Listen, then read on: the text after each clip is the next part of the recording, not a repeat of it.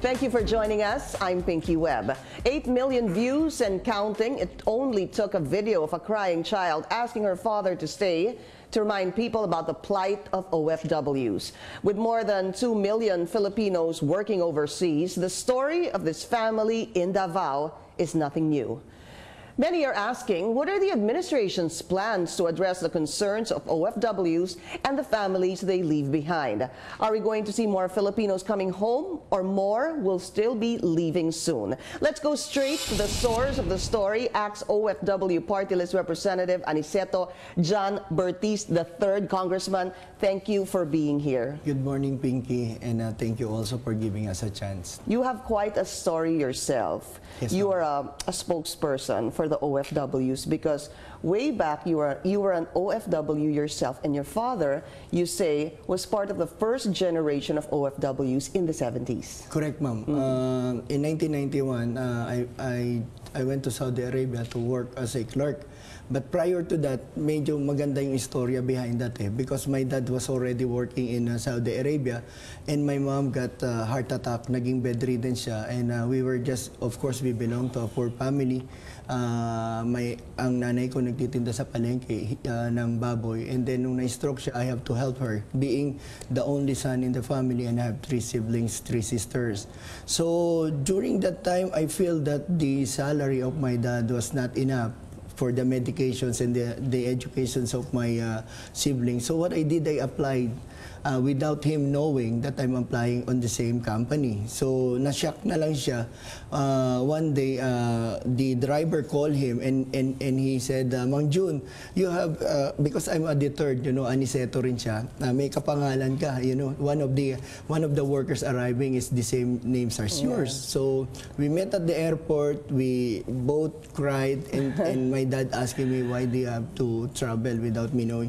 I told him, I really have to help you.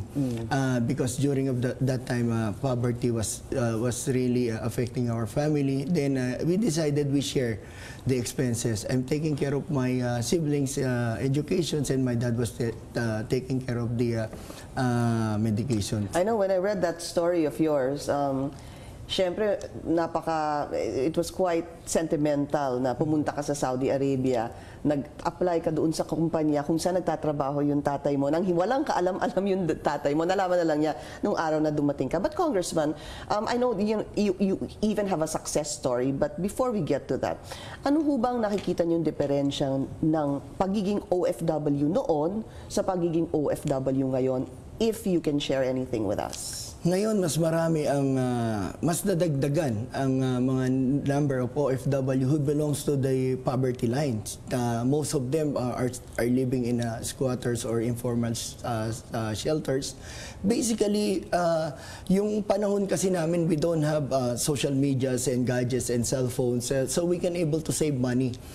We don't buy anything. So kaya nga when I was in Saudi Arabia, I really plan to go back. You know, I don't feel like having my children to be the 3rd generation. So after 11 years, I went back to the Philippines and applied for a job. During that time, clerical job, but since I was assigned in a HR department, so nagtayo ako ng negosyo, and yung konting naipon ko, napagtayo ko ng Global Asia. So ang kumpara ngayon kasi, we are lacking of financial literacy and support to the families and the outgoing OFW. Dito tayo dapat mag-focus because there's no such thing as forever yung sa pagiging OFW. So, you have to plan yung coming back. Because ang isang OFW, you already computed kung magkano kikitain mo for the next 2 years or for the next 4 years. Because sa kontrata mo. Yes, because everything is fixed. Your housings, your utilities, your educations. But nawawala ang pangarap ng isang OFW pagka nag-iba na ang lifestyle. We have a lot of children of OFW involved in drugs. Nakakalungkot. The reason why I'm very active in the Philippine Without Orphans organization, because I consider my sectors and their children as temporary orphans. So we really have to focus yung pag-alis, financial literacy. Kaya nga, sa dami rin ng government agency na nangangalaga at tumutulong, first of all, nagpapasalamat ako sa ating presidente. Siya lang yung presidenteng umupo na may puso at malasakit sa ating mga Dahil unang-una, if you remember, Pinky, yung 15,000 stranded workers sa Saudi Arabia, hindi pa man nagsosona, hindi pa rin nagsisimula ang 17th Congress, inutusan niya si Secretary Bello because we filed a House resolutions forming the crisis management team to address the problem in Saudi Arabia. That was such a sad plight of our kababayans in Saudi Arabia. Hindi ito, Pinky, nangyari nung araw na yun. This was happening for the past 2 years and we are telling the past administration, you have to do something about this because of the continuing oil crisis, yung pagbagsak ng langis. Maraming kumpanya nagsara. And we are so really thankful na pauwi natin ang mahigit sa kalahati na neto sa tulong ni Secretary Bebot. Ang update dyan, Congressman, ilan ho silang stranded ulit? Because you went to Saudi Arabia together with Secretary Bello that time, ano? So what is the update? Ilan na napauwi? Ilan po yung kalahati? Malaki na rin po ang bilang mga nakauwi. More or less mga 4,000 mahigit na yan out of 11,000. And most of them, they already get their financial assistance given by OWA, which pwede naman palang i-release yung 500 million na yun. Bakit kinakailangan pang may magbigti, may mamatay, may mamulot ng basura sa Saudi Arabia? Kailangan pang umiyak ng dugo. Hindi lang umiyak, at kainin yung basura. Magbenta ng dugo, Pinky. So, nasolusyonan yun. Pero ang kinakaharap natin problema, ano ang preparation ng government? Di ba? Tulad niyan, during the budget deliberations with DPWH, nakiusap ako kay Secretary Mark Villar na sana naman i-absorb mo itong mga engineers na nawalan ng trabaho. What did he say?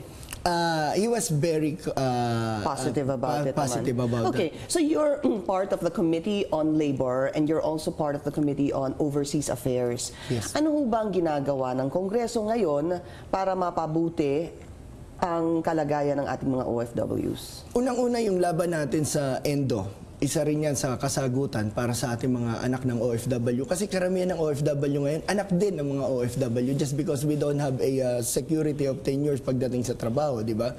So, ang isa rin yan sa mga sinusulong. Tsaka yung dapat na rin nating rebisahin yung Migrants Worker Act Law kasi masyado ng luma ito at hindi na rin nakakatulong sa ating mga kababayang Pilipino. At higit sa lahat, ang aking dinarasal at patuloy na hinihiling sa Presidente na sana matupad yung pangako niya sa sektor naming OFW na magkaroon kami ng sariling departamento, the Department of OFW. Pero mas gusto ko siyang tawagin as Department of Migration and Development. Okay.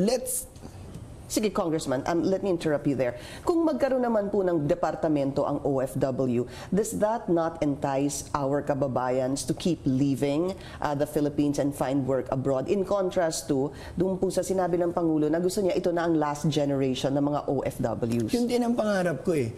Pero wala tayong magagawa. It's no longer a government policy or the state policy. It is a personal choice because migration is a global phenomenon, especially if you don't have food on the table.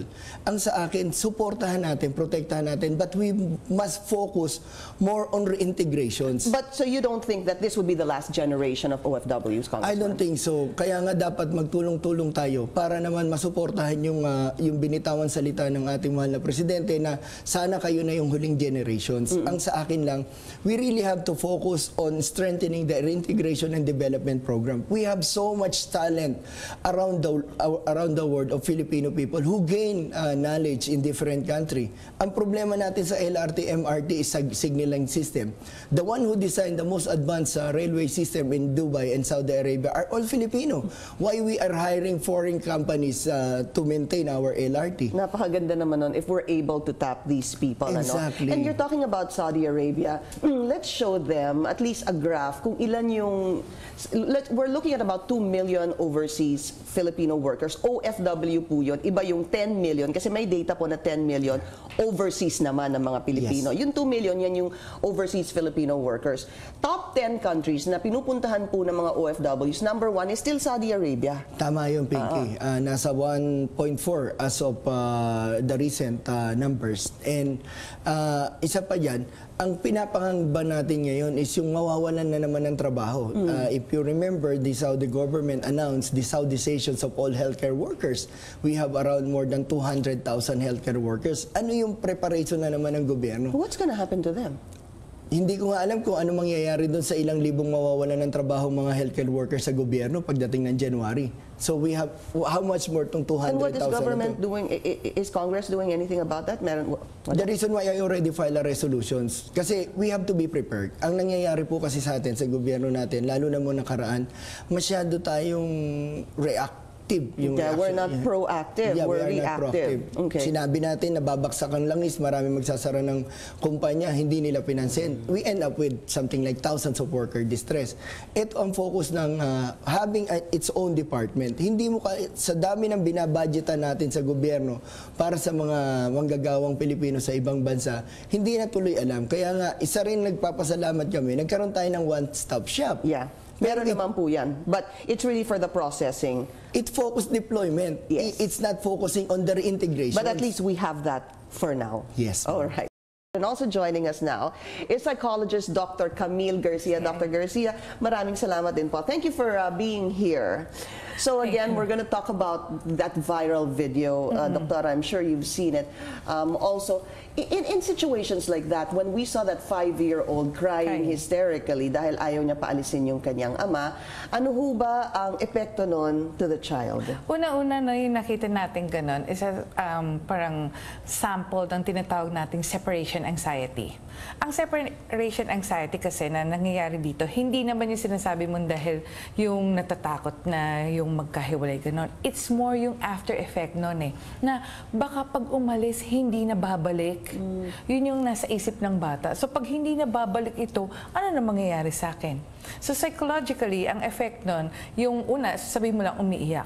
Pero there's a possibility na ma-traumatize yung bata because of the situation. So lumalala siya. Hindi lang siya separation anxiety. Second, there's a possibility hindi mag-aaral because of what happened. Dahil yung anticipation niya na hindi na babalik ito, ano na mangyayari sa akin, sino mag-aalaga sa akin. And then eventually, it can lead to childhood depression.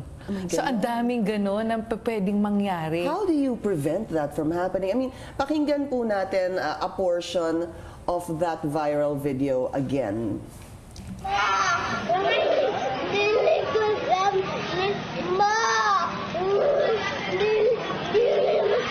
Dudong nga tanaw-tanaw sa dudong.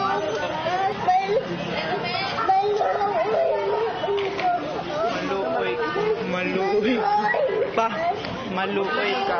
Maluoy ka. Maluoy ka.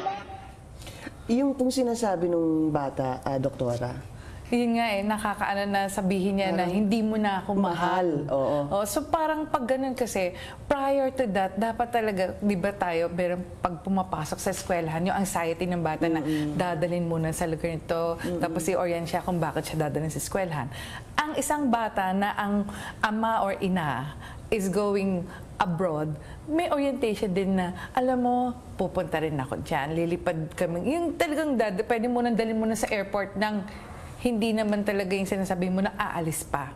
Para ma-orient siya kung bakit kailangan pumunta ng airport, kung bakit ganito. And then there are some instances na it's better not to bring them. yeah, you know, I was gonna ask you that. Is it better just wag na isama yung bata doon sa airport? It's possible na mas maigi. Why? Because I had an experience before, nung nasa airport ako, I saw parang OFW, di ba, pagbabang ganon, hindi naman bumaba yung bata. And then, he banged his, yung head sa window nung car. Daddy, ganun ng ganun. Sabi ko, parang hinayaan pa na masasaktan. Yeah. So, the more na complicated yung paano mo ma-prevent yung situation Pero, na ganito. you know, we need to also understand, ugali nating mga Pilipino na pag umaalis, dala talaga yung buong barangay doon. Si Congressman, napanood din yung video and, you know, sabi mo, medyo naiyak ka din sa nakita mo. Naiyak ako kasi nakita ko yung sarili ko doon sa bata eh. Tapos ganun din yung anak ko nung ako naman ang umaalis. Kaya nga, ang tendency nito, pareho, hindi lang epekto sa bata at saka sa parents nung umalis. Ang mangyayari niyan, bibilin mo na ngayon yung affection sa bata. Doon ka na magsisimula ngayon, psychologically, matuturuan mo na ng material na bagay yung bata. Bigyan mo ng laruan para matahimik, di ba? Then, walang gumagabay na ama or ina habang lumalaki siya. Nagpapadala lang tayo. But if you don't prepare your family, your wife and children, na itong pera na to is dapat ipunin natin para makabalik ako ng mas maaga. We're buying affection na. Doon na natututo ngayong babarkada ang mga Talagang teenagers. pinagdaanan niyo, Congressman. Yes, At exactly. napag-isipan niyo talaga. Because, once upon a time, I also own a recruitment agency, and I see this family. The reason why one of our advocacy is to involve the family in the pre-departure orientation seminar. Na ang pag-abroad yan, hindi yan jackpot na ang dami mong pera kagad isang buwan. The reason why you're going abroad, para ma-shorten yung accumulate ng capital mo, di ba? Para makalikom ka ng mas maraming pera sa mas maliit na panahon. Exactly. Parang gano'n, okay? Pero ang nangyayari, nauubos nga sa walang kwentang bagay, gadget, walang katuturan ng mga gastusin, di ba? Yeah. But pagka inisip ng asawa niya, kailangan itong ama na to, bumalik to at least in 2 years, 3 years time. Tutulungan ko siya mag-save ngayon nang sa ganun, kumpleto kaming pamilya na magpapalaki dyan sa batang umiiyak na yun. Right. Yung sabi nga ni Doktora, meron talagang school of thought na maybe it's better not to bring the kids. And then we were saying that kapag umalis naman po talaga ang isang Pilipino, normally, lahat po tayo sumasama sa airport at nag-goodbye. So, meron ho ba siyang, is there a particular age you think that a child would be able to understand more a parent leaving and working abroad? Usually, pag nasa school age more or less, nagkakaroon kasi ng sense of independence. The mere fact that they're going to school, alam nila na humihiwalay sila from bahay, mapupunta sa school. So just the same na ang parents, they know that they have to work, so mas maiintindihan nila. But the problem here, yung sinasabi nga ni Congressman, na ang pamamaraan para sa ganun, hindi tayo makalimutan is pag merong ni-request, bigay. So pag nagiging ganun yung ideology, sasabihin mo lang na, eto sila yung pag dumating sila, ay mami ko yan, bibigay ganun, di ba? Parang ang hirap hindi ibigay, di ba? Totoo Pero yun. didisiplinahin mo talaga yung sarili mo. Anak, kaya si daddy nagpunta ron kasi para makaipon ng pera. Para makaaral ka. Totoo yun. Ang mas nakakalungkot ngayon, Pinky, mas malaki ang porsyento na umaalis na ina kaysa sa ama ngayon. Nag-triple yan. We need to discuss that too. It's good you brought that up, Congressman, because dun po sa last data ng Philippine Statistics Authority, mas mataas po yung percentage ng mga babaeng OFW than the male OFW and they're younger. Yeah. Dati, nung panahon ko, 70-30. Lalaki. 70% kami. Ngayon, 80-20. 20 na lang ang lalaki. Karamihan ng umaalis ngayon is mga kababayan. Lalong-lalo na galing sa mga probinsya yan. Just basically yung kakulungan niya sa hanap buhay. Di ba? And then, andyan pa yung na-exploit sila. Sa laki ng demand ng ibang bansa, kasi tayo na lang ang nagpapadala sa Asia ng mga domestic workers, nag-increase ngayon ng demand, di ba? Ultimo yung mga no read, no write. Ultimo yung mga minors, nag-i-issue ng mga regular na passport. Congressman, how can we protect them? Really, tignan mo, just when I was not yet a congressman, I was able to rescue 16 minors, 13, 14 years old na may passport. Dahil nga, kulang tayo yung tinatawag na shared government information system for migrations. How we can able to harness talent from different country that they acquired and we can use them to develop our country. Di ba? Yung nation building natin. If we don't know how to tap them, how we can able to protect this uneducated workers coming from the provinces kung wala silang data. Nung nagpunta tayo sa Saudi Arabia para tulungan itong mga 15,000 workers na to, hindi alam ko na kanino ang master list. Sabi na kay DFA, kay POE, kay DOLE. The reason why we really need to have a separate department for this people. The one you were saying, the Department for OFWs, which you want to call Department of Migration And Development. And Development. Yeah. Yung po ang importante kasi siguro minsan yung education ng mga OFW, even doktora, kung saan ka pupunta, una-una, maghahanap ka ng trabaho, pangalawa, maghahanap ka ng posible kang mapunta sa recruitment agency na sinasabing walang bayad, pagkatapos pababayarin ka, pagkatapos paalisin ka, tapos hindi ka pupunta dun sa dapat mong pupunta, ay ang dami nilang problema. Oo, totoo. Dahil kasi, una-una, kung merong PDOS na tinatawag for yung talagang mga OFW, sana may PDOS din for yung families. Yes. Para maintindihan nila na pagdating pagkakataon that they're going to parang ma-receive na yung remittance, they should know how to handle the remittance per se. Yeah. Exactly. Yeah, that was what Congressman also was saying, yung sinasabing financial literacy. Literacy, Yeah, correct. yeah. Yeah. Tsaka, There should be a program by government on that. yes, actually ngayon natutuwa tayo kasi last year napatupad yung PEOS, yung Pre-Employment Orientation Seminar. Pine-prepare naman itong pamilya, you can access that online kung ano yung mga consequences bago ka mag-abroad. Dapat alam kasi ng anak ng magulang, alam ng nakapalibot sa aalis kung ano ang purpose kaya siya And you pupunta take ron. that online? Yes, you can do that. At hindi ka pwedeng umalis pag hindi mo po i-take Ngayon, yan? it's a requirement. Requirement Good. yata, eh. That needs to be mandatory, otherwise it becomes a little bit useless, Exactly. kung hindi Pero, mandatory. kaya nga, sabi natin sa POEA, gumawa naman kayo ng para doon sa mga low-skilled workers. Yeah. Because most of the people who and go something online... that they would understand. Exactly. Tapos isa pa rin, pagtibayan din natin yung training and development. Kung talagang hindi natin maawat ang migration program ng Pilipinas, kaya nga, we have to train them, equip them to be job ready. Hindi dahil ang laki ng demand, naging pabrika tayo ng mga domestic workers. Ng mga nag-e-export na mga Exactly po. manggagawa sa ibang bansa. Doktora, what do you suggest to families who have one parent having to leave abroad? Because even the story of this family, dalawa ho sila originally na talagang nag-abroad. Tapos bumalik na lang po yung nanay at inalagaan yung dalawa nilang anak. As a matter of fact, yung anak nila was being taken care of by the grandmother. So bumalik yung nanay, yung tatay bumalik po sa Maldives. Hindi lang po sa kanila, but in general to families of OFWs. Okay, I had recent problems before with that for reasons na kung sino yung iniiwanan ng mga magulang after yung parang mga nagiging second parents. So, dapat more or less they should know kung sino yung mga second parents na pag-iiwanan because there were some instances before kung sino yung pinag-iiwanan, kawawa na mamolest sa ibang mga bata. I see. So that's so difficult to handle. And then I had a case before when they said na, ma, pag dinimanda niyo si ganito, magpapakamatay ako dito sa Taiwan. Parang, ha? May nangyari ng hindi maganda, ganun pa yung nangyayari na parang they are not aware, parang they really wanted na magkaroon lang ng pera. First and foremost, being an OFW doesn't necessarily mean na kailangan magkapera ka lang. You should know why you are going there. Because there are some instances na pwede naman makapag-aral ang mga bata na hindi ka OFW. Pwede naman nasabihin mo na nandito ka sa probinsya, makakagawa kami ng paraan na maging self-sufficient kami. But because of the fact na masyado siguro na may media hype na, ay, ako na nainganyo na, alam mo, pagbalik dito, ang daming mga regalo, ang daming pasalubo, ang daming ganun. Kaya nga, kung sinasabi mo, Pinky, na pag hinatid, marami, yung pag-uwi rin, di ba, ang dami rin sa mga salubong. Parang jeep-jeep din yan.